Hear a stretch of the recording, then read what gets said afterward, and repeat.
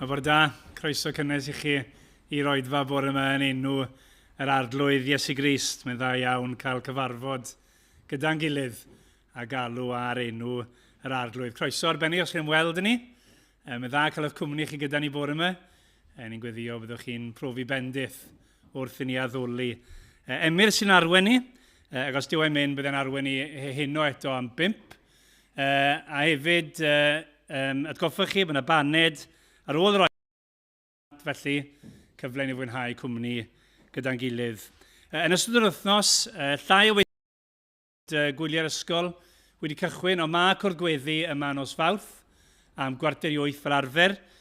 Jyst blaen nos i nos Fawrth ar y 4 nag ar y 9 o Awst. Dyna'r bwriad. Mae casgliad y mis yn mynd at waith Heledd Job sy'n gweithio gyda myfyrwyr tramor yn bennaf yn Iwerddon. Ac yna, y sil nesaf oes diw'n mynd bydd Gwyn Davies yn arwen ni yn y ddwy oedfa. A bydd, bod ni'n sil cyntaf y mis, bydd dim cymyn sil nesaf. Dyna'r coeddiadau. Newn ni droi at yr arglwydd mewn gweddi. O arglwydd, pwy sydd gennym yn y nefoedd ond tydi? Ac nid ydym yn dymuno ond tydi ar y ddeiar. Un calon a'n cnawd balli. Eto ti yw ein cryfder i'n calonau, ac yn rhan ni am byth. O arglwydd ni, am ddymuno cyfarfod gyda ti y bore yma. Felly ni'n gweddio arni ti, Duw ta ysbryd glân, gyfarfod gyda ni, i ymwneud â ni, i agor dy air i ni. Arglwydd helpa ni i wrando, i ddeall, i ymateb, i cael yn cywiro neu yn herio, neu dderben calondid o dy air di. O arglwydd, helpa ni ddysgu ac i dyfu bore yma. Fel wyt ti'n gweld yn dda. O Dduw, ni am roi y gogoniant i gyd i ti y bore yma. Helpa ni felly addoli di mewn ysbryd a gwirionedd, a bydded i'r cyfan i ni'n wneud fod yn gymeradwy ger dy fron di. O arglwydd, ni'n diolch ti bod ni'n dod yn unig bore yma, yn enw ac yn heiddiant yr arglwydd Iesu Grist, yn pledio i gyfiawnder droson ni. Felly arglwydd i'n gofyn i ti, yn yr arglwydd Iesu Grist, i dderbyn i bore yma. Gogoneddad enw, os gwyl di fod yn dda. Amen.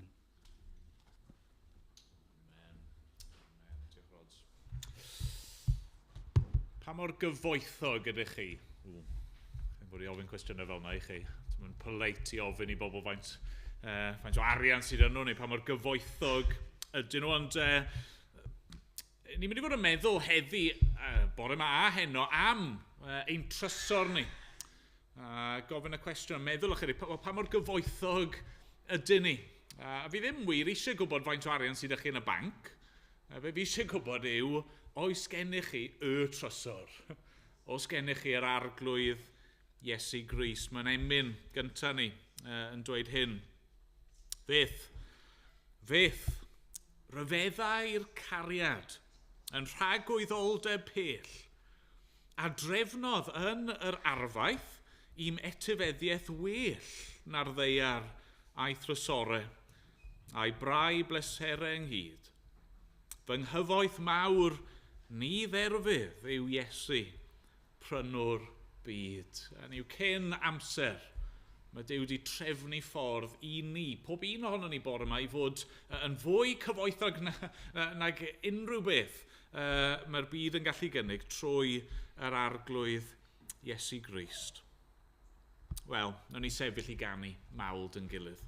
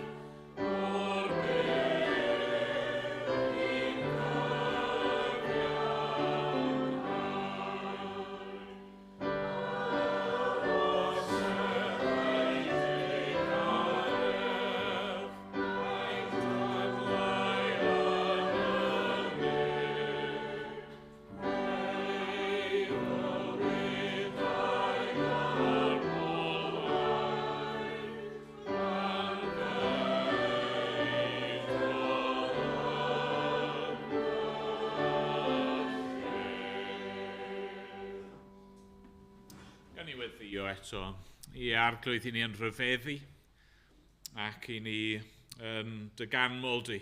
Yn diolch bod ti wedi trefnu ffordd i'n cyfoethogi ni. Ffordd I ni dderbyn y trysor mwyaf un, yr arglwydd Iesu Grist. Bywyd, tragwyddo, ynddo fe. Ac arglwydd, I ni'n diolch beth nathon ni gostio. Ni newydd ganu a ni'n gallu canu mor rwydd am yr arglwydd Iesu yn chwysu gwaed yng ngardd Gethsemane a meddwl amdano fe'n mynd i'r groes ac yn dioddef ac yn marw yn ein lle ni. Ond ni'n diolch. Diolch, mae dyna wnaeth e gostio iddo fe. A fod wedi bod yn barod I dalu'r pris hwnnw ein mwyn ni. O arglwydd, diolch I ti nawr am y bywyd newydd sydd gennym ni. Diolch fod lle I bob un ohono ni y bore yma I ddod yn etifeddion I ti, yn blant I ti, a derbyn bywyd trwy'r arglwydd Iesu Grist. O arglwydd, helpa ni I weld rhywbeth mwy o hynny y bore yma. Arglwydd, helpa ni I gredu ac I ddilyn yr arglwydd Iesu Grist. Amen bod ni'n gofyn yn ei enw e. Amen. Amen. Ni'n mynd I ddarllen bore yma o Marc, pennod 10. Lle'r efengil yn ôl Marc, pennod 10 ac adnodau 17 I 31. Ac os ych chi wedi bod yn ni dros yr wythnosau diwethaf, falle bych chi'n sylwi, mae yna rhyw ddilyniant naturiol. Dwi ddim yn fwriadol mewn ffordd dyma ffordd sut nath Duw drefnu trwy ragluniaeth oedd pethau wedi digwydd. O'n I yn meddwl pethefnos yn ôl am briodas. Ac yn wythnos diwetha, o'n i'n meddwl am blant sydd yn aml yn dod ar ôl priodas. A nawr, bore yma, ni'n mynd I fod yn meddwl am fywyd yn fwy cyffredinol, ein arian a'n eiddo ni. A sydd mae bywyd yn gallu edrych o ddydd I ddydd. Felly, Marc, pennod 10, adnodau 17 I 31. Dyma air Duw. Wrth iddo fynd i'w daith, rhedodd rhyw ddyn at Iesu a phenlinio o'i flaen a gofyn iddo, athro da, beth a wnaf I etifeddu bywyd tragwyddol? A dwedodd Iesu wrtho, pam rwyt yn fy ngalw I yn dda? Nid oes neb da, ond un, sef Duw.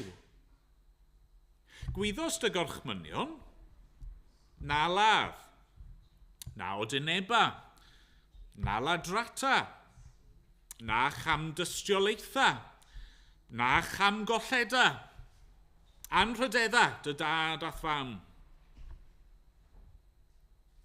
Meddai yntai wrtho, athro, rwyf wedi cadw rhain I gyd o'm ieuenctid. Edrychodd Iesu arno, ac fe'i hoffodd. A dwedodd wrtho, un peth sy'n eisiau ynot. Dos, gwerth y cwbl sydd gennyt, a dyro i'r tlodion, a chei drysor yn y nef. A third, canlyn fi. Cymylodd ei wedd ar y gair, ac aeth ymaith yn drist, oherwydd roedd yn berchen meddiannau lawer. Edrychodd Iesu o'i gwmpas ac meddai wrth ei ddisgyblion, mor anodd fydd hi I rai cyfoethog fynd I mewn I deyrnas Dduw. Syfrdanwyd y disgyblion gan ei eiriau. Ond meddai Iesu wrth drachefn, blant, mor anodd yw mynd I mewn I deyrnas Dduw. Mae'n haws I gamel fynd trwy grau nodwydd nag i rywun cyfoethog fynd i mewn i deyrnas Dduw.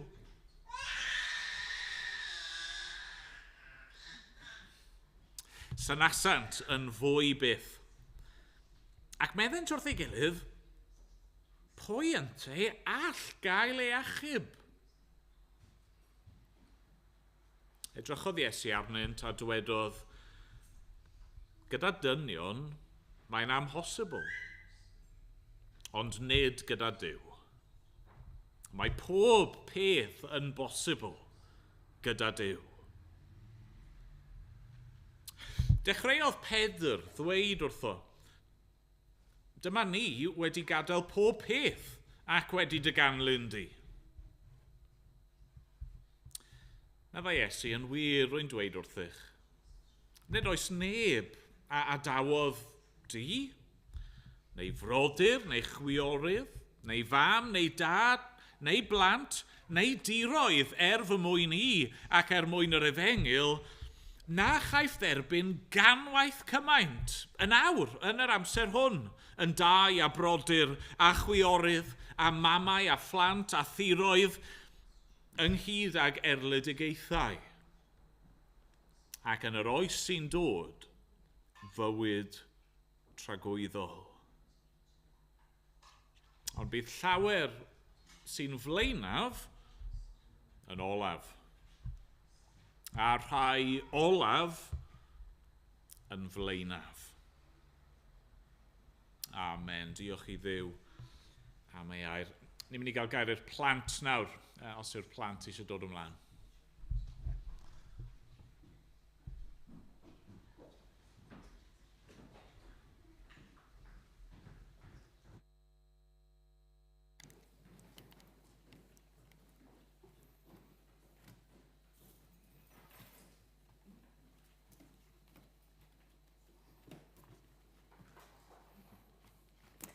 Bore da. Bore da. Diolch yn fawr. Chi'n oce bore yma? Ti'n oce, Sasefo? Da, ie. O reit, oce. Reit, beth yw'r peth pwysica yn eich bywyd chi? A wrth bod chi'n meddwl am hyn, mae yna ffordd arall o ofyn e. Dwi eisiau chi ddychmygu, a jyst dychmygu o hwn, dwi ddim yn go iawn, dychmygwch bod eich tŷ chi ar dan. Okay? Just dychmygu. Beth fydd e'r peth cyntaf fyddech chi eisiau ei achub o'r tan? Y peth ych chi'n trysori mwyaf. Meddyliwch. Y tŷ i gyd? Waw, oce. Ateb da. Unrhyw beth arall. Unrhyw un peth arall o'r tŷ. Beth fyddech chi ddim eisiau weld i fyny yn y fflamau yna? Y teulu, ateb da, os oes effo. Neu beth arall? Hoff degan, ateb da. Neu beth arall? No? Oce. Ond mae'r un yn atebion da iawn. Oce. Sorry? Dillad, ie. Mae angen i ni gael dillad yn does. Bydd e'n oer iawn. Bwyd, gwych, ond maen nhw'n gyd yn dod nawr, ie. Mae yna bethau da yn bywydau ni yn does, ie. A ni'n trysori'r pethau hyn, hoff degan, y teulu, y tŷ, y dillad, y bwyd sydd gyda ni, gwych.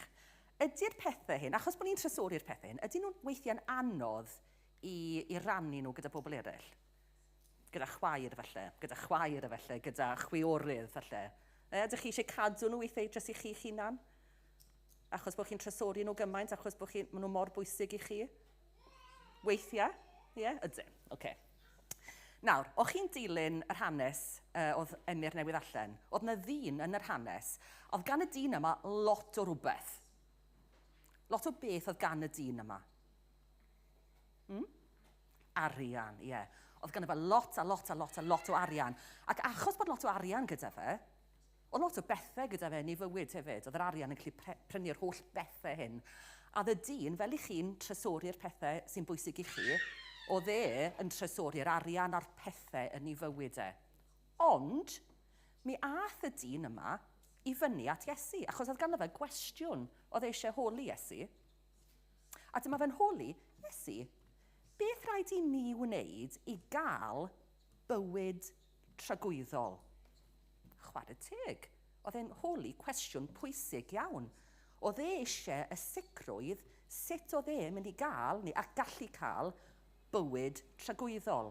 Sef, byw gyda Iesu, byw gyda Duw, yn y nef rhyw ddydd, yn saff, yn ddiogel, gyda Duw a gyda Iesu. Dyna beth oedd e eisiau sicrwydd sut oedd e'n mynd i allu cael hynny. A chi'n gwybod beth? Nath Iesu droi ato fe gyda chariad, achos oedd Iesu'n gwybod bod y dyn yma ar hyd i fywyd wedi trio bod yn dda. Oedd e wedi trio cadw gorchmynion Duw, a oedd e wedi trio i fyddhau i Dduw ar hyd i fywyd. A felly oedd e'n ddyn da. A dyma fe nawr eisiau sicrwydd sut oedd e'n mynd i gallu cael bywyd tragwyddol. A chi'n gwybod beth wedodd Iesu wrtho fe? Gwertha'r cyfan. Gwertha'r cyfan sydd gyda ti yn dy fywyd a rho'r arian i'r tlodion, i'r bobl dlawd sydd ddim â arian. A dilyn fi, meddai Iesu. A be nath e? Nath e wrando ar Iesu? Naddo yn anffodus. Nath e droi i ffwrdd yn drist a cherdded i ffwrdd oddi wrth Iesu. Beth ddigwyddodd? Oedd e jyst yn rhy anodd i'r dyn yma i gael gwared o'r pethau ni fywyd e, ac i gael gwared o'i arian e.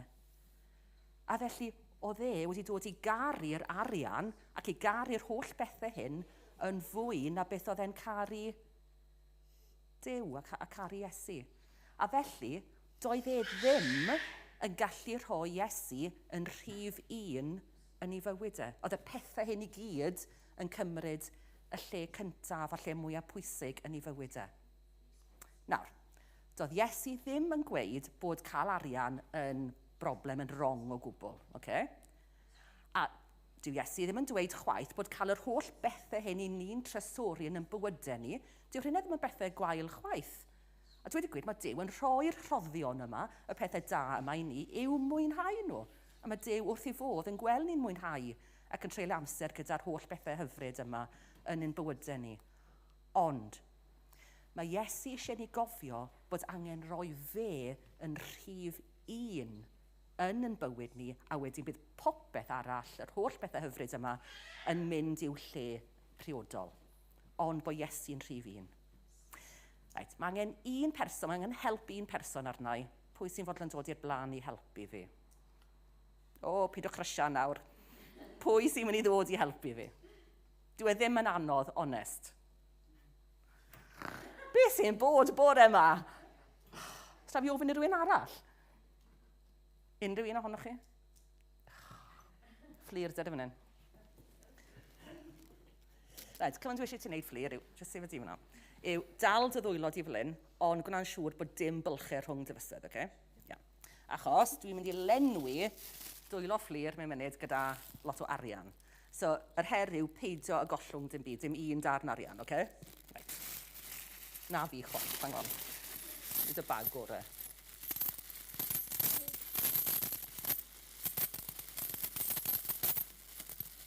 Gyda llaw, dwi ddim yn cael cadw nhw. A pan yn rhy excited ceiniogau yw'r rhan fwyaf ohonyn nhw. O, hang on. O, bach mwy. Actually, na, fi'n mynd i stop ofna. Right, okay. Just paid y gollwng dim byd. Okay, cadw nhw'n dyn nawr, okay? Right. A gan dy fod ti... Na, nes ti ddim gwirfoddoli, ond gan dy fod ti wedi'n helpu, achos o'n neb arall yn fodlon, ni gei di wobr fflir, okay? Neu gei di, ni'n credu bod ti'n hoffi Haribo, chi'n hoffi Haribo, sefyd o'n teff. O, dwi'n beca ddim, okay.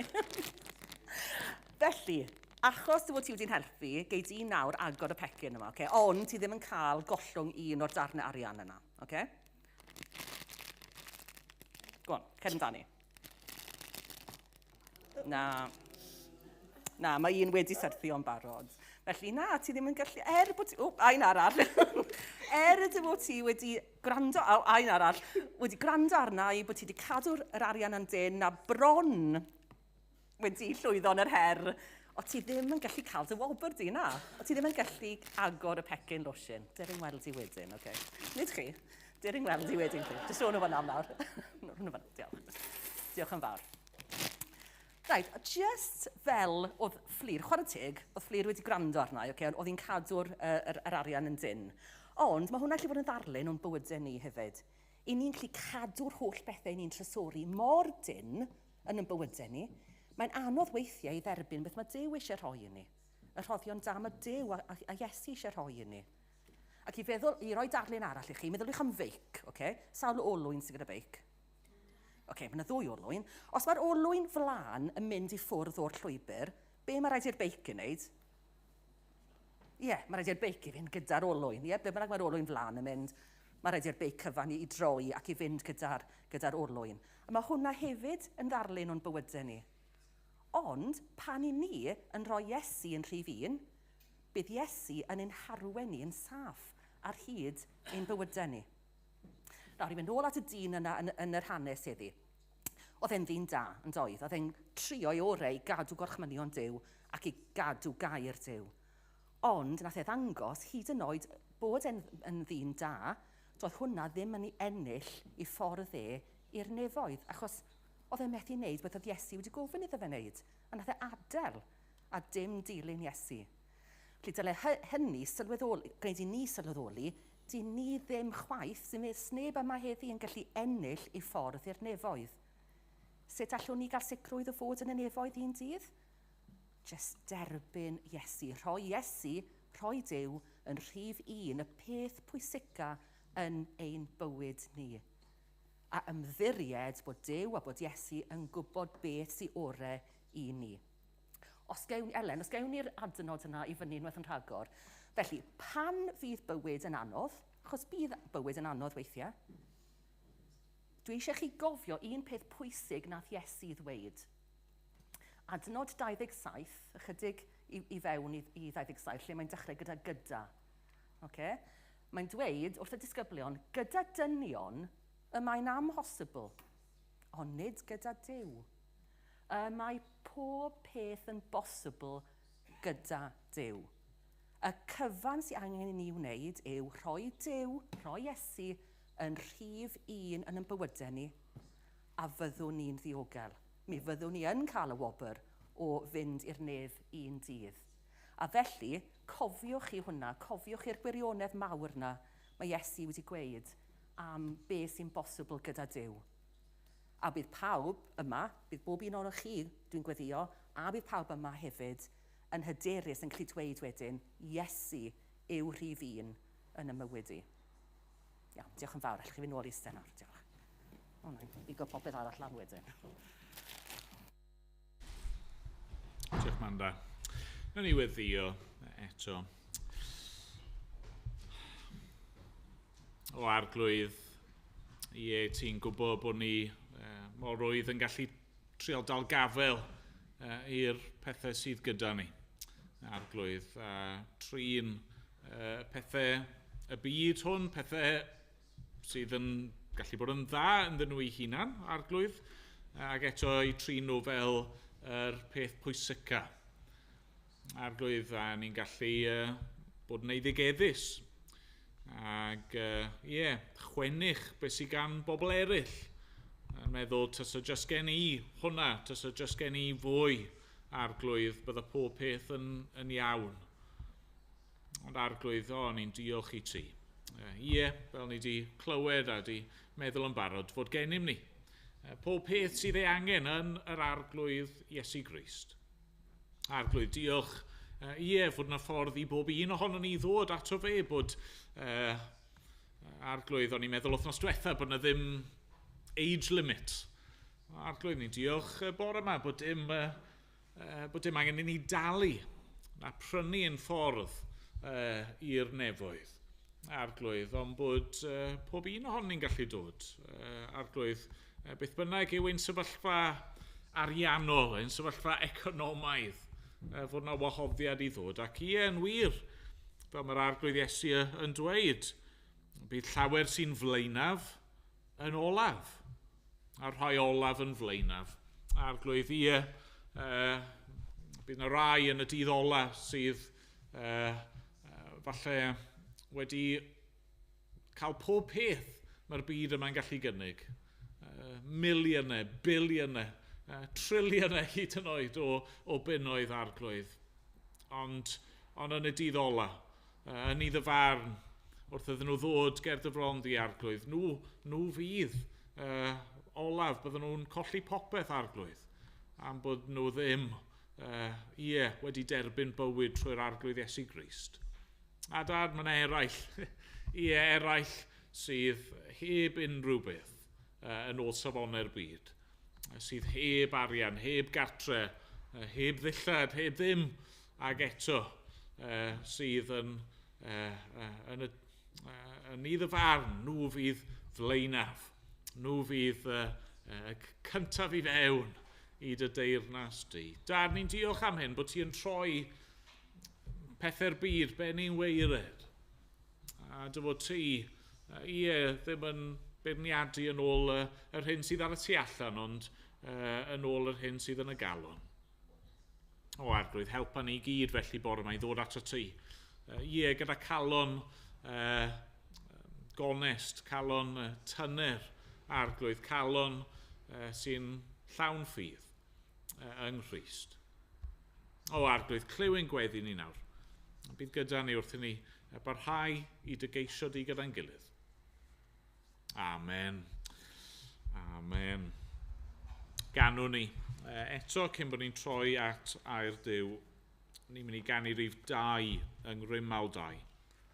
Popeth gwerthfawr fi yn fy mywyd i. Popeth mae'r byd yn brwydro i'w gael. Pethau yn elw fi nawr yn golled si.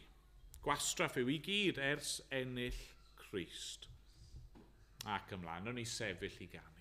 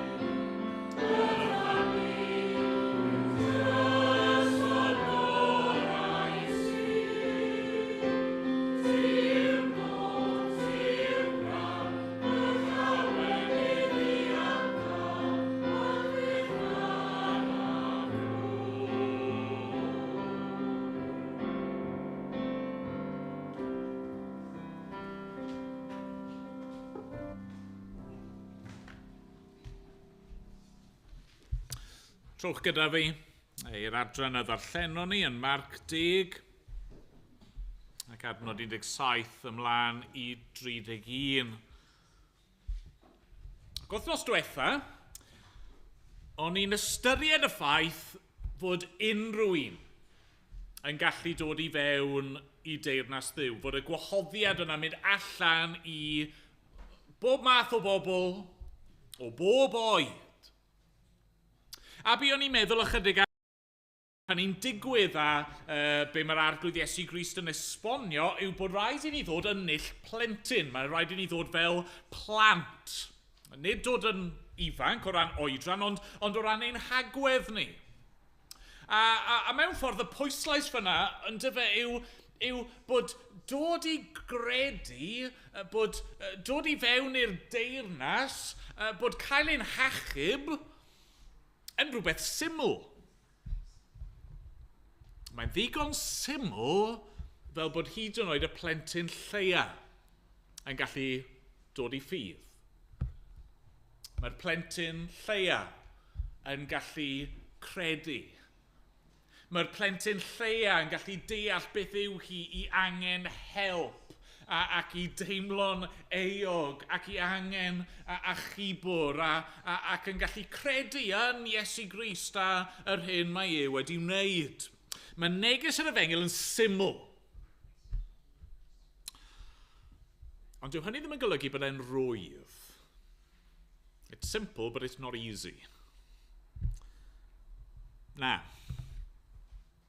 Achos mae dod fel hyn, dod gyda'r agwedd yma, mae'n anodd.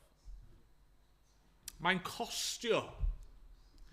Ac yn ein adran ni bore yma, dro ar ôl tro yn yr ysgrythyrau, yr anogaeth sydd arno ni yw i gyfri'r gost.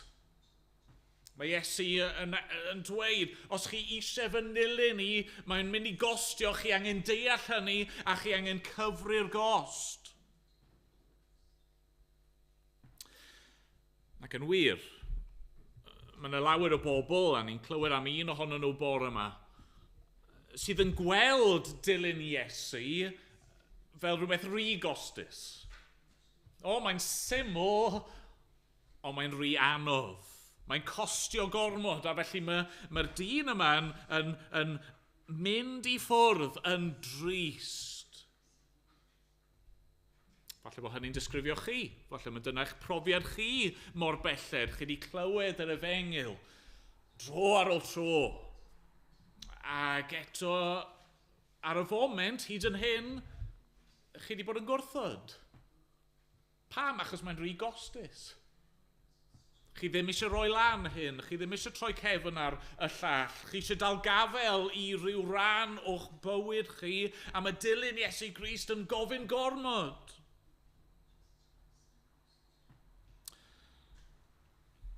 Os chi yn parhau lawr y llwybr yna, na gyd sydd yn disgwyl amdano chi yw tristwch. Tristwch a barn. Be ni'n mynd i weld bore yma yw bod yna ffordd i ni, fod e'n costio, fod e'n mynd i fod yn boenus, mae yna ffordd i ni i ddilyn yr arglwydd Iesu Grist trwy nerth Duw, ac os ydych chi'n gwneud hynny, falle os ych chi'n gwneud y penderfyniad i wneud hynny bore yma, roi lan popeth mwyn dilyn yr arglwydd Iesu Grist, be newch chi ffeindio yw bod wedi bod yn gostus, chi ddim ar eich colled. Does na ddim un Cristion. Dim ots pa mor boenus a pa mor gostus yw hi ddilyn yr arglwydd Iesu Grist, does na ddim un o bobl yr arglwydd sydd ar ei colled.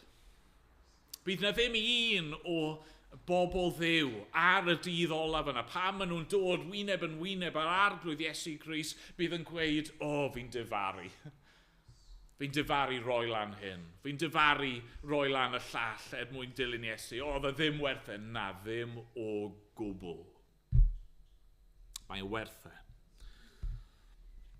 O gadewch i ni fynd ychydig yn fanylach te Mae 3 phwynt gen i, yr un cyntaf yw'r hira. Y peth cyntaf fi eisiau ni feddwl am yw y gost fawr. Meddwl chydig bach mwy am hyn. Y gost fawr. Ni'n clywed am y dyn yma yn dod at Iesu. Mae llawer o bobl wedi dod at Iesu a spoiler alert, mae'r dyn yma'n gyfoethog. Okay? Ni ddim yn clywed hynny ar y dechrau, ni'n clywed nes ymlaen, mae'n gyfoethog. Roedd e'n berchen meddiannau lawer. Oedd e'n loaded. Yng ngolwg y byd, oedd ganddo fe bopeth gallech chi ei eisiau. Falle bod chi'n darllen am rhywun fel hyn a chi'n meddwl, bydde dim ots dy fi bod yn ei sefyllfa fe. Dwi ddim yn beth rwydd i beidio cael arian, peidio cael cymaint o arian a byddwch chi falle'n dymuno neu'n teimlo chi angen. Mae'n gallu dod â tensiynau a straen a falle bod chi'n meddwl, tasa gen i hynny, bydde popeth yn iawn, ond mae'n drawiadol nag yw am y dyn yma. Y dyn cyfoethog yma, lle mae e'n mynd? Mae'n mynd at Iesu.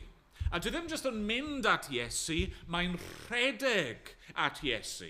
A dwi ddim jyst hyd yn oed yn rhedeg at Iesu, mae'n rhedeg at Iesu ac yn penlinio o'i flaen e. A chi'n teimlo'n syth fan hyn, ydy chi? Dyma rhywun, ac falle ngolwg o byd fod ganddo fe bopeth gallech chi ofyn amdano fe, mae'n amlwg fod yna rhywbeth o'r goll. Mae hynny'n aml yn wir. Mae llawer ohonoch chi fi'n siŵr wedi clywed dyfyniadau gan Johnny Wilkinson, y chwaraewr rygbi. Oedd wedi ennill y gêm yn do, cwpan rygbi'r byd 2003. Fe nath ennill y gwpan i'r tîm. Ac dyma chi rywun, chymod, wrth feddwl am chwaraeon neu rygbi, mae wedi cyrraedd y top. Mae Johnny Wilkinson yn dweud hyn, by that point, I ticked off every goal I'd set myself. That final was my Hollywood ending. I walked into the sunset after that game, the credits came up, and the next morning I woke up and could not have felt more empty. Yn tragic, yn dydi? Falle bod chi'n gyfarwydd gyda hynny. Falle yn eich bywyd chi wedi bod yn gweithio at rhyw nod. Bod chi rhyw darged o chi'n meddwl, taswn ni just yn cyrraedd fan hyn, taswn ni just yn llwyddo fan hyn. A falle bod rai o'r pethau yn y dyfodol i chi, a chi ddim wedi cyrraedd nhw eto, ond chi yn meddwl, pe bai ni'n gallu gwneud hyn.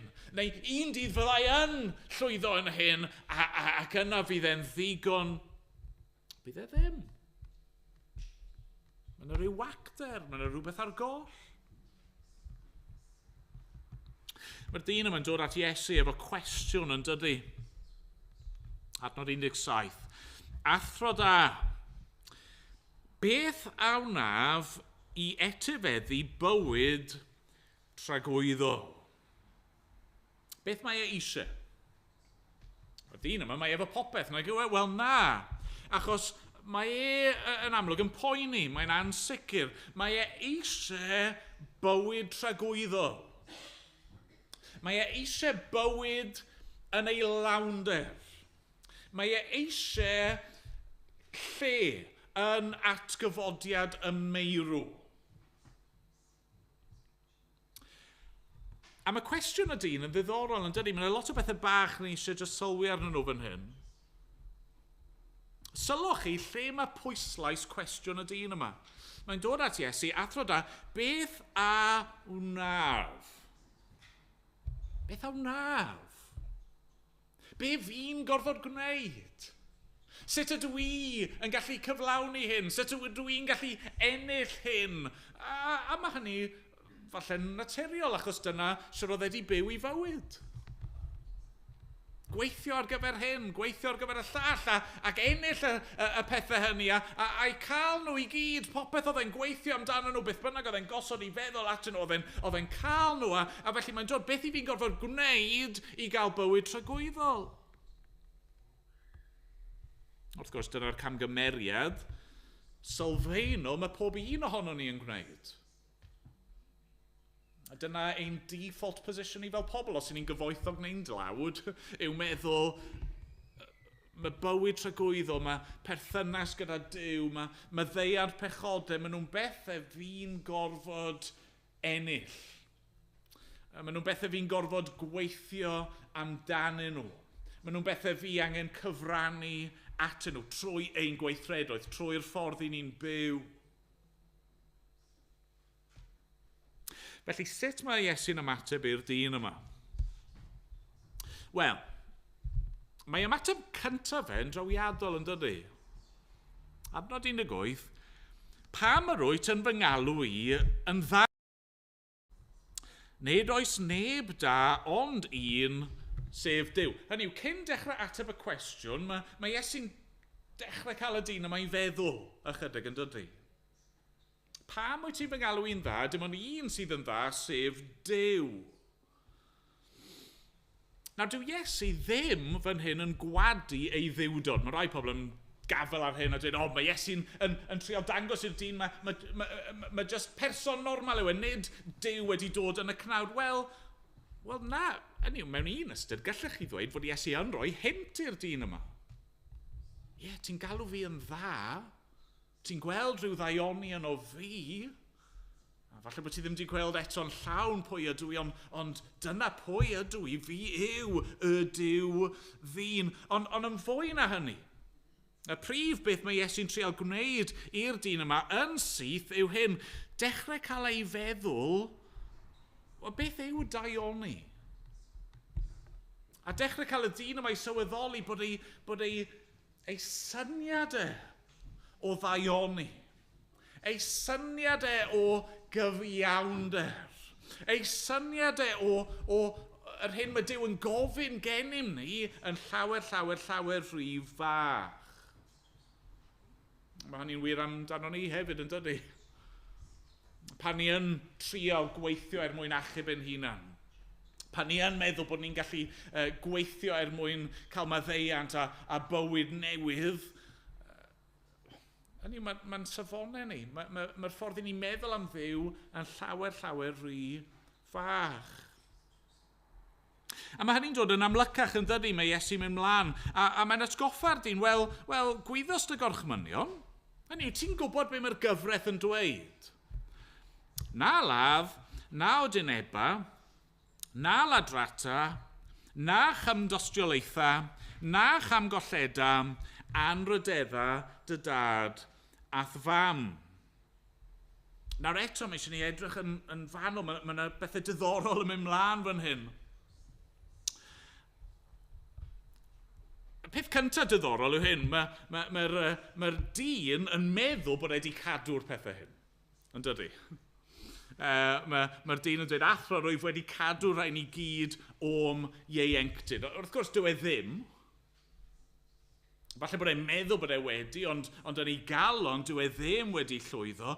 Ond mae Iesu yn fwriadol yn dydy, heb sôn am rai o'r gorchmynion. Yn benodol, dyw e ddim wedi sôn am y gorchmynion sy'n ymwneud gyda Duw.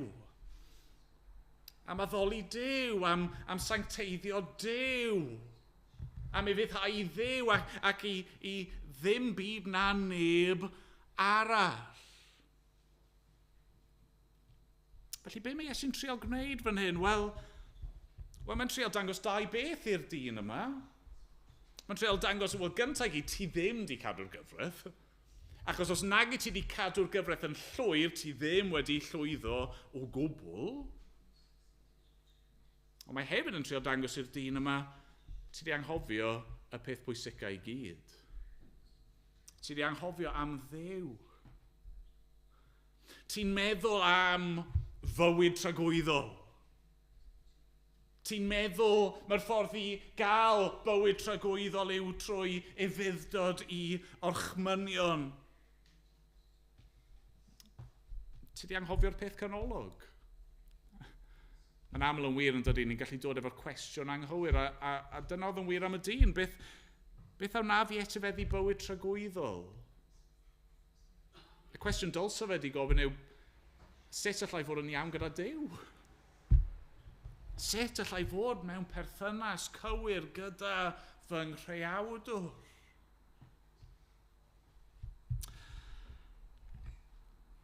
Dyw'r dyn ddim di gweld eto, di? A mae'n amlwg fod yna rhywbeth didwyll am y gŵr yma. Mae yna rhywbeth hoffus amdano fe. Mae Iesu'n edrych arno yn adnod 21 ac fe'i hoffodd. Mae yna rhywbeth genuine am y gŵr yma. A felly, dyw Iesu ddim yn ei anfon ei ffwrdd a gweud, wel na fe, gweithio fe mas dros sydd y hun. Mae'n trial, mae'n gyrru'r peth yn ddyfnach eto, yn gwneud e hyd yn oed yn gliriach eto. Adnod 21, un peth sy'n eistedd yno, dos gwerth y cwbl sydd gennyt a dyroi'r clodion a chei drysor yn y nef a thyrd canlyn fi. Pam bod Iesu'n dweud hynny? Pam bod e'n disgwyl hyn gan y gŵr yma? Dwi ddim wedi gofyn hyn gan pob un o'i ddisgyblion.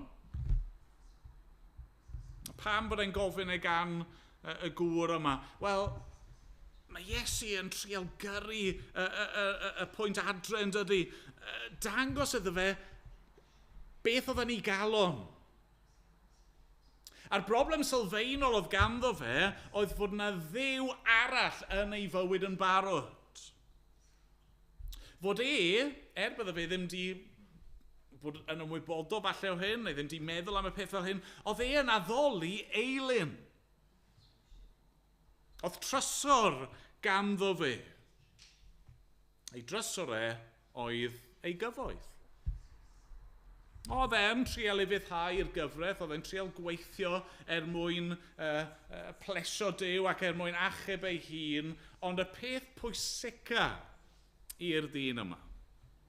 A peth oedd y dyn yma'n ei garu yn fwy na dim arall. Y peth oedd e'n ei addoli oedd ei arian, ei gyfoeth, ei statws economaidd. A felly mae Iesu'n trio dangos hynny wrtho fe trwy roi'r gorchymyn yma, gwerth ar cwbl. Os ti eisiau bywyd tragwyddol, dyma mae'n mynd i gostio i ti.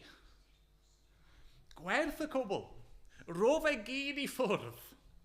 Dangos trwy wneud hyn bod ti ddim yn dibynnu ar y pethau yma, ond bod ti yn dibynnu'n llwyr ar Dduw. Canlyn fi. Canlyn fi. Dangos beth i ti'n ymddiried ynddo fe yw fi. Mae beth i ti angen yw fi. Ac wrth glywed hynny, mae'r dyn yn tristau. Mae'r gost o ddilyn Iesu yn rhy fawr, a mae'n gadael. A mae'n hanes dorcalonus yn dydy. Mae'n rhywbeth hynod o tragic am y ffaith fod Iesu'n edrych ar y gŵr yma, mae'n ei hoffi e. Ond pan mae'r dyn yn edrych ar Iesu, na gyd mae'n gallu gweld yw'r gost. A bod e'n costio gormod. Nawr, mae yna rhywbeth unigryw dyn ni fan hyn. Dyw Iesu ddim yn galw ar pob un o'i ddisgyblion i weithredu fel hyn. Mae e'n galw rhai, a mae yna bobl sydd wedi teimlo, rhyw faich i wneud be mae'r dyn yma'n gwneud. Ac os mae dyna'r ffordd mae'r arglwydd yn arwain, wel dyna fe. Ond mae'r un egwyddor yn wir am bob un ohono ni. Mae Iesu yn galw ar bob un ohono ni i edrych i'n calon ni a gofyn y cwestiwn, wel, beth ydw i'n addoli? Beth yw fy niw i?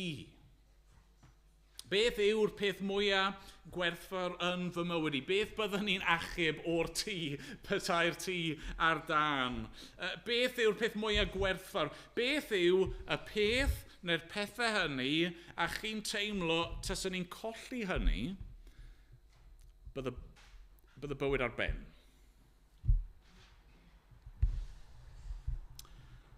Mae Iesu'n galw arno ni i roi'r pethau hynny lan. Ddim yn angenreidiol i'w gwerthu nhw a'i roi nhw i ffwrdd, ond i'w gweld nhw mewn ffordd newydd. Ei dala nhw efo llaw agored. I fod yn barod i roi'r peth yna lan, neu derbyn efallai bydd yr arglwydd yn cymryd y peth yna i ffwrdd, a fydd bywyd ddim yn stopio, achos mae dal gennych chi yr arglwydd ei hun. A mae hyn yn gallu bod yn beth anodd i weithio allan, a mae'n rhywbeth personol i bob un ohono ni. Mae'n y lyfr da, fe wedi dod â'n hopi i, croeso rhywun fenthyg os chi eisiau bach o summer reading, byddwn ni yn hoffi gael yn ôl. Enw yw Counterfeit God, gan Tim Keller. Tim Keller fyna'n edrych ar rai o'r eilinod, rai o'r pethau hynny yn ein cymdeithas ni, sydd yn gallu cymryd y lle canolog. Mae eisiau ni chwilio'n colon ni ag ystyried, wel, be byddai'n ni gostio i ddilyn Iesu Grist? Mae'r gost yn fawr. Fan hyn ni'n dod at y pwynt nesaf. Y Duw mwy. Y Duw mwy. Mae Iesu ar ôl i'r dyn adael yn edrych o'i gwmpas, mae'n troi at ei ddisgyblion. Mae eisiau iddyn nhw ddeall beth sydd wedi bod yn mynd mlaen fan hyn. A mae'n dweud wrthyn nhw yn dydy adnod 23, mor anodd fydd hi i rai cyfoethog fynd i mewn i deyrnas Dduw. Syfrydanwyd y disgyblion gan ei eiriau, meddai Iesu wrthyn drachefn, blant, mor anodd yw mynd i mewn i deyrnas Dduw. Mae'n haws i gamel fynd trwy grai nodwydd nag i rywun cyfoethog fynd i mewn i deyrnas Dduw. Nawr, fel fi wedi gweud, mae yna rwystrau eraill yn ein gwynebu ni. Mae yna eilinod eraill yn gallu bod yn ein bywydau ni. Ond i lawer o bobl, arian a cyfoeth yw'r un amlyca. Mae'r Beibl yn siarad lot am hyn. Mae'r geiriau enwog yn yndyfe fod cariad at arian yn wreiddyn i bob math o ddrygioni. Ni'n gallu caru arian. Ni'n gallu caru cyfoeth. A mae'n rwydd i ddeall pam bod hynny'n digwydd. Mae arian mor rwydd yn gallu cymryd lle Duw yn ein bywyd ni, yn dydy. Hynny yw, trwy arian, ni'n gallu cael sicrwydd. Trwy arian, ni'n gallu cael diogelwch. Trwy arian, ni'n gallu cael pleser. Trwy arian, ni'n gallu llenwi'n bywyd ni efo pethau sydd yn tawelu'n cydwybod ni. Oes dim lot o bethau chi methu prynu gyda arian. Chi methu prynu popeth, ond chi'n gallu prynu lot. Oes dim syndod osa felly fod y byd yn chwennu'ch arian. A mae lot o sôn di bod yn y newyddion dros yr wythnos yn y ddau diwetha am yr gap yma rhwng y mwyaf cyfoethog a'r tlota. Mae'r gap yna'n mynd yn fwy ac yn fwy wrth i'r beth yw'r 100% o deuluoedd ym Mhryden sydd efo mwy o arian ar 50% o'r boblogaeth. Ond maen nhw eisiau mwy. Cyn bod ni jyst yn pwyntio'r bys at bobl eraill, y gwir yw, mi'n credu bod fi gallu dweud hyn, bod pob un ohoni yn ystafell yma'n gyfoethog. Yn hermau byd eang, mae gennym ni gartrefi, mae gennym ni ddillad, mae gennym ni fwyd, mae gennym ni ddiod, mae gennym ni fesur o ddiogelwch. pan chi'n meddwl am y peth, fel fi'n gweud, yng nghyd-destun y byd i gyd ac yn hanesyddol, fi'n credu fi gallu dweud hyn fod pob un ohoni yn y stafell yma yn hynod o gyfoethog. A felly ni mewn perygl yn dyn ni. Mae Iesu'n dweud, mae'n defnyddio'r darlun dramatig yma. Mae rai pobl wedi trial esbonio'r darlun i ffwrdd, ond na, mae Iesu eisiau'r darlun fod yn dramatig ac yn bron a bod yn ridiculous. Mae'n sôn am camel yn trial ffitio drwy crai nodwydd. Mae'n amhosib. Mae'r cyfoethog, y rai sydd â arian, sydd â pethau'r byd yma, mae mor rwydd i ni i fynd yn gysurus ac yn fodlon ac i meddwl bod ni'n gallu datrys ein problemau'n hun, ni'n gallu taflu arian at y broblem a colli golwg ar ein hangen ni ger bron Duw.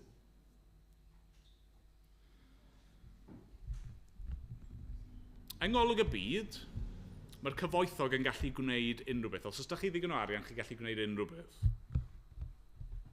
A felly mae'r disgyblion yn synnu yn dyn nhw, achos mae Iesu'n dweud, os chi'n gyfoethog, mae'n mynd i fewn i deyrnas Dduw yn amhosib. Pwy all gael ei hachub felly? A'r ateb wrth gwrs yw, wel, neb. Neb. Ohono ni'n hun, dyn ni ddim yn gallu achub yn hunan. Mae'r eilunod yma'n rhy fawr i ni gael gwared arnyn nhw. Mae Keller yn y llyfr yma'n dyfynnu o Calvin, John Calvin, sy'n sôn am ein calonau ni fel idol factories.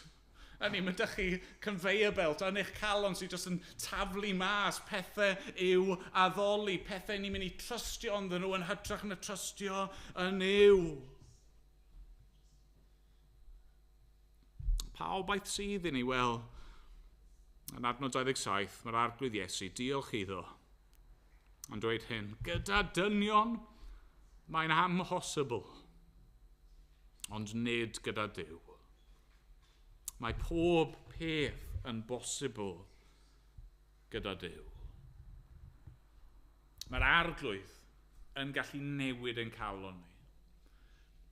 Mae'r arglwydd yn gallu symud yr eilunod yna o'i lle ac yn gallu cymryd y lle canolog mae yn ei heiddi. A y ffordd mae wedi trefnu mwyn i hynny ddigwydd yw bod Duw ei hun wedi dod i'n plith ni. Wedi dangos ei hun, datguddio hi'n hun i ymherson yr arglwydd Iesu. Mae wedi dod, y Duw ddyn wedi dod i ddioddef ac i roi ei fywyd, wedi rhoi popeth mwyn ni.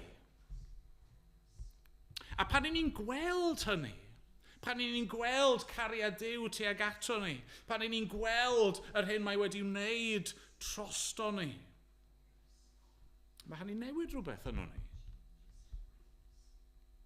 Mae'n gweud problem y dyn cyfoethog yma yw ar ddiwedd y sgwrs oedd e'n edrych ar Iesu ac oedd e jyst yn gallu gweld fel y bottom line. Chwed yr pound signs neu beth bynnag. Faint oedd hwn mynd i gostio? Ac oedd e ddim di gweld Iesu go iawn. Oedd e ddim di gweld cariad Duw y tad ato ni wedi i ddangos yn y mab sydd wedi dod i ddioddau yn ein lle ni. A trwy ras, mae Duw yn gallu'n hachub ni. Mae'r hyn ni ddim yn gallu gwneud drosto ni'n hunan, mae yn gallu ei gyflawni. A chi'n gweld bydd y rai yn clywed hynny meddwl, os dim angen i fi wneud dim byd, tes dim pwynt i fi wneud dim byd, na i just camu nôl. Na.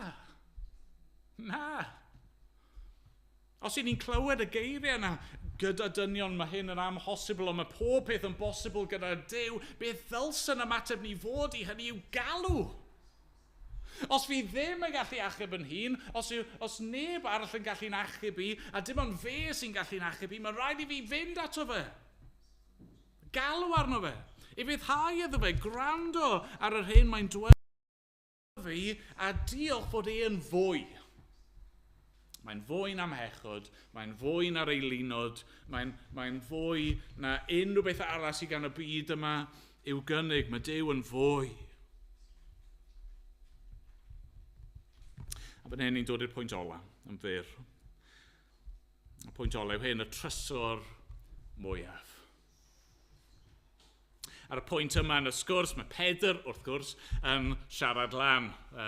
Falle ddim yn siŵr beth i ddweud, a felly mae'n dweud rhywbeth. Dechreuodd Pedr ddweud wrtho, dyma ni wedi gadael pob peth ac wedi dy ganlyn di. Nawr, dyw Pedr ddim yn gofyn cwestiwn fan hyn, gwneud gosodiad mae e. Ac eto, chi methu osgoi'r ffaith bod na rhyw gwestiwn yna rhywle yn does. Yr cwestiwn fi'n meddwl yw hyn, wel, be amdano ni, Iesu? Be fydd yn wir amdano ni, Iesu? Ni wedi ei fyddhau. Wnaethon ni adael ein cychod am rhwydi. Nath Lefi adael ei tollborth. Ni di ei fyddhau i dy alwad i adael popeth a dy ganlyn di. Ydy e werth ei, Iesu? Neu ydyn ni'n mynd i fod ar ein colled? Mae Iesu'n dweud, na, does neb sy'n yng nghanlyn ni ar ei colled. Mae pob un sy'n credu yno fi, dim ond beth chi'n gorfod roi lan, beth chi'n gorfod troi cefn arno fe, beth mae'n ei gostio i chi yn derbyn trysor. A ni'n derbyn y trysor hwnna mewn dwy ffordd, neu ar ddau lefel. Mae Iesu'n dweud, adnod 29, yn wir rwy'n dweud wrthych, nid oes neb a adawodd ti, neu frodyr, neu chwiorydd, neu fam, neu dad, neu blant, neu diroedd fy mwyn i ac mwyn yr efengil. Na chaiff dderbyn ganwaith cymaint yn awr yn yr amser hwn yn dau a brodyr a chwiorydd a mamau a phlant a thiroedd ynghyd ag erledigaethau ac yn yr oes sy'n dod fywyd tragwyddo. Mae sy'n dweud, os chi'n dilyn fi, fe newch chi dderbyn trysor ar y ddeiar. A mae rai ohonyn ni'n clywed hynny, a ni'n syth yn dechrau panico. Mae'n swnio bach fel yr prosperity gospel. Y syniad yma, os fi'n dilyn Iesu a roi fy ffydd ynddo fe, a fel arfer os fi'n rhoi digon o arian yn y casgliad, yna byddai'n derbyn mwy nôl. Os faint fi'n rhoi, byddai'n derbyn mwy. Efyd dyna mae Iesu'n gweud? Wel, nag e. Nag e, wrth gwrs ddim, achos ni'n gwybod bod hynny ddim yn wir. Dwi ddim yn digwydd. Chi'n gallu edrych trwy hanes yr eglwys, chi'n gallu edrych at eich bywyd chi eich hun a'n profiad ni. Dwi jyst ddim yn wir. Na, be mae Iesu'n sôn am fan hyn yw trysor bod yn rhan o'i eglwys e. Pan ych chi'n dod yn rhan o gorff Crist trwy ffydd ynddo fe, pan ych chi'n dod yn rhan o'i bobl e, ych chi'n derbyn canwaith gymaint o deulu ac o adnoddau nag oedd gennych chi ar eich pen eich hunan. Chi'n dod yn rhan o rhywbeth mwy. A mae'n y gyfrifoldeb gyda ni dros ein gilydd wedyn, ond oes. Chwa, falle bod dilyn Iesu wedi golygu bod eich teulu eich hunan yn eich gwrthod chi. Nawr chi'n dod i deulu lle mae gennych chi frodyr a chwiorydd a mae yna mamau a gwir hun i chi edrych ar ei holau nhw. Mae yna blant i chi fod yn rhan o'i bywyd nhw ac os ych chi mewn angen, mae yna gyfrifoldeb ar yr eglwys i'ch helpu chi a fel glywon ni heno, os oes dal gyda chi ddigon, mae yna gyfrifoldeb arnoch chi i helpu nhw hefyd, ond chi ddim ar eich colled. Mae'n amlwg bod Iesu ddim yn sôn am prosperity gospel, achos mae'n dweud yn dydi eto adnod 30, ynghyd â... Mae'n y broblemau mynd i ddod. Mae'n y wrthwynebiad yn mynd i ddod i fy mhobl i. Yn y byd fe gewch o'r thrymder. Os yw'r byd wedi fy nghysau i, fe fydd e yn eich cysau chwi. Ond mae'n y drysor. Mae'n y drysor i gael nawr. wrth ddod yn rhan o bobl Dduw. Ond nid dyna'r cwbl. Na, os mae dim ond ar gyfer y bywyd yma oedd e'n gobeith ni, wel, bydde hynny'n beth triennus. Ond mae Iesu'n gweud, na, mae'r trysor gyda ni yn y bywyd yma, ond yn yr oes sy'n dod bywyd tragwyddol. Beth bynnag ni'n rhoi lan, beth bynnag mae'n ei gostio, mae gennym ni fywyd tragwyddol. A plis peidiwch camddeall. Ni yn gallu gwneud y camgymeriad yma. Ni'n gallu meddwl yn hunan, mae'n trysor ni yn y nefoedd. Ac, fi wedi rhoi lan arian ac eiddo fan hyn, ond yn y nefoedd fydd gen i drysor. Fydd gen i yr holl bethau yma. Ac fe fydd yr holl bethau yna gyda ni. Bydd Duw yn darparu cartref ag bwyd a diod a'r pethau gorau i gyd, ond nid dyna yw ein trysor. Beth yw'n trysor mwyaf ni? Wel, yr arglwydd Iesu ei hun, yn dyfa. Y bywyd mae yn ei roi. Perthynas gyda'r tad, trwy'r mab, y nerth, yr ysbryd glân. Fe yw'n trysor. Fe yw y nefoedd i gyd. A felly, bore yma, ysdim os beth i ni'n ei golli. Ysdim os be mae'n costio, falle bod rai o'ch chi dal, chi ddim yn siŵr, ydy hwn werth e? Ydw i'n barod i roi lan y rhan yma o fy mywyd i, ond beth bynnag mae'n ei gostio. Byddwn ni fyth ar ein colled. Achos mae'r arglwydd Iesu Grist wedi rhoi ei hun i ni yn awr ac am byth.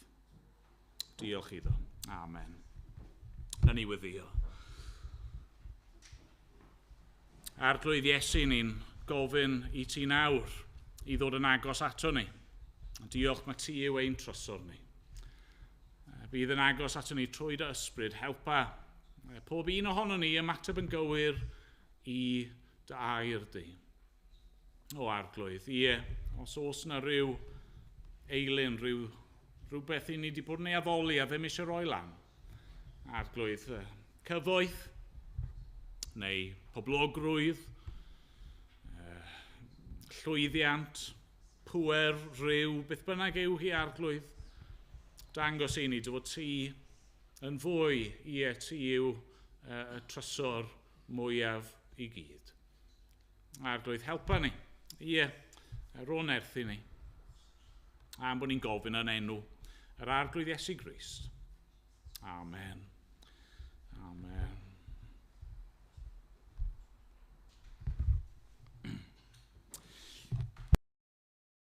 I orffen. Rhif 366. Wrth edrych Iesu ar dy groes, a meddwl dyfnder dy angau loes. Pryd hyn, rwyf yn dibrisio'r byd, a'r holl ogoniant sy'n ynddo i gyd. Ar bennill ola, mae fi a berthaf dy glwod bob eilyn sydd dan yr hod. Ac wrth fyfyrio ar dy waed, fe gwymp pob delw dan fy nhraed. Nawr ni sefyll i ganu.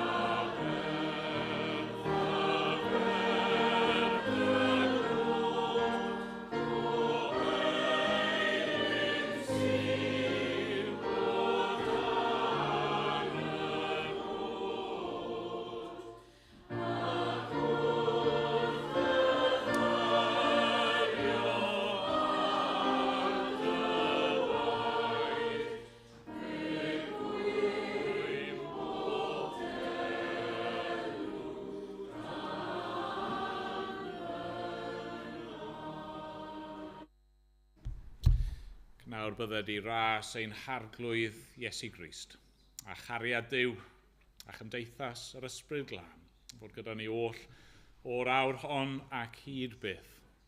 Amen.